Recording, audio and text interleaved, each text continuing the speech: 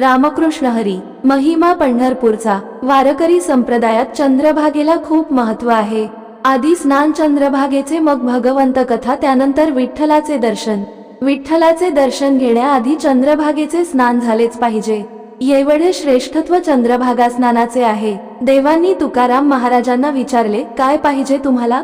जे पाहिजे ते मागा. त्यावर तुकोबा म्हणाले, देवा मला काहीही नको, चंद्रभागेचे स्नान घडू दे. वारकरी संप्रदाय आणि चंद्रभागेचे एवढे जवळचे नाते आहे. भगवान शंकर ऋषींना सांगतात की या भूतलावावरील सर्व तीर्थे रात्री 12 वाजता भक्त पुंडलिकासमोर स्नान करून पवित्र होऊन जातात.